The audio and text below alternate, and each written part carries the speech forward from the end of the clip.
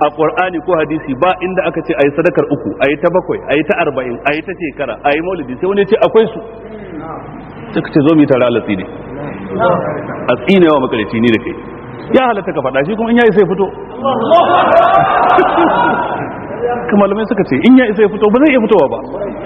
shi yasa ba mu zafafa harshe ba idan kun lura a karatu tukan baya na ja muku bakin yau zan fassara muku kila dan saboda ayar ta dace na tawa faɗin cewa tsakanin masu sunna da suke kira zuwa ga gaskiya suke kokarin dora mutane kan hasken Qur'ani da hadisi da malamai na bid'a da ke jan mutane akan labarai da surutai da mafarki da karama da waliyai da shehuna na ƙarya da suke yi tsakanin waɗannan mu mun ce waɗannan ababe da suke faɗa akwai kurakurai masu tarin yawa a ciki waɗanda ba su da asali cikin Qur'ani ko hadisi su kuma sun ce a mu ne makiya annabi makiya waliyai to sai nake cewa ya Allah duk wanda yake kan ƙarya mu da su ubangiji ta'ala ka kunyata shi nace kuma in sun isa su faɗi haka kun taɓa jin sun faɗa kaga ban ce ba ma a tsine dan lafazin tsine wa kila da nauyi wani zai ce malam Ja'far yayi Allah tsine ban yi ba cewa ko ba haka ba nace ya Allah duk wanda yake kan ƙarya a tsakaninmu ka kunyata shi ya Allah duk wanda yake kan gaskiya ka taimake shi wanda yake kan kuskure ka shiryar da shi ya gane ina ne daidai su je su yi haka mu ba ta muka a kunyata su ba a'a mai ƙarya a kunyata shi kuma wani salo da yan bid'a suke bi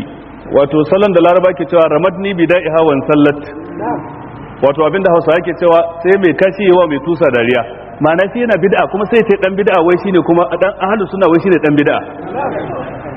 sai ka suna cewa yan bid'a sun ce kaza kaga banda sahu ne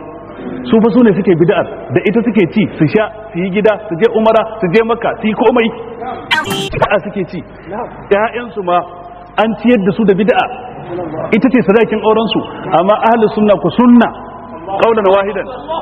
to amma tare da haka sai ka ji suna cewa yan bid'a yan bid'a yan bid'a wannan dabara sai tabar da sawu mu abin da muke so shine ya ubangiji dukkan wanda yake kan bid'a Allah ka rusa shi ya ubangiji dukkan wanda yake kan sunna Allah ka taimake shi in sun isa daga nan zuwa karshen azumi su yi wannan addu'ar mu abu ne mai sauki ubangiji ta'ala ya ce inna hadha lahuwal qasasul haqq wa ma min ilahin illa Allah wa innal hakim Allah fa inna Allah alimun bil mufsidin inna hadha lalle wannan abin da aka karanta maka daga farkon sura zuwa nan lahuwal qasasul haqq shine labari na